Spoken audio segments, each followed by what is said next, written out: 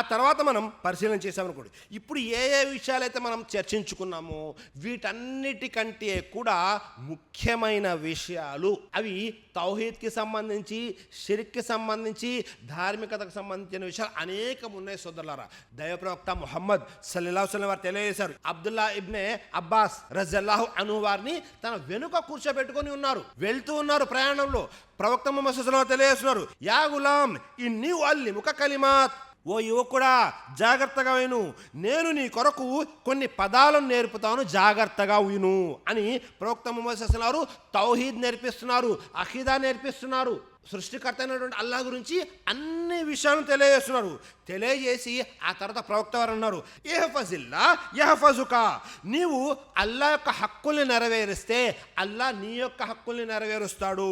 ఆ తర్వాత తెలియజేశారు, ఇహ్ఫజిల్లా తజిద్హు తుజాహక్, నీవు అల్లాహ్ యొక్క హక్కుల్ని కాపాడితే అల్లాహ్ని నీవు నీ ఎదురుగా పొందుతావు, నీ పక్కనే పొందుతావు. అంటే అల్లాహ్ యొక్క సహాయం నీకు అందుతుంది. ఇజా సాల్తా ఫస్అలిల్లా వ ఇజస్తాంతా ఫస్తయిన్ బిల్లా, ఒకవేళ నీవు ఎప్పుడైనా ఏదైనా ఆపదలు ఇరుక్కుపోయావు, ఏదైనా అడగవలసి వచ్చింది, కేవలం సృష్టికర్తైన అల్లాహ్ను మాత్రమే అడుగు, అల్లాహ్ను మాత్రమే మొరపెట్టుకో, ఆయన్ని మాత్రమే అడుగు అని తౌహీద్ గురించి చెప్పడం జరిగింది సోదరులారా. మనం సమాజం చూస్తుంటాము, ఎవరైనా పిల్లలకి వారి తల్లిదండ్రులు ఏదైనా ఈ విషయాన్ని చెప్పమన్నామనుకోండి, మా పిల్లవాడికి ఇంకా అంత వయసు రాలేదు కదండి ఆ దేవుడి గురించి ఈ విషయాల గురించి తెలుసుకోవడం అని అనుకుంటుంటారు సోదరులారా.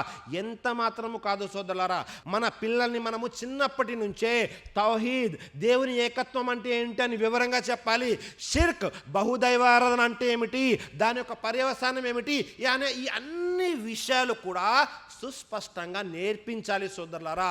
దాని యొక్క ప్రభావము వారి యొక్క జీవితాల్లో చాలా ఎక్కువగా కనబడుతుంటుంది. సృష్టికర్త అయిన అల్లాహ్ ఖురాన్ గ్రంథంలో లుక్మాన్ అలైహిస్సలాం తన కుమారులకు చెబుతున్నటువంటి విషయము నకులు చేశాడు. జాగ్రత్తగా ఉండండి.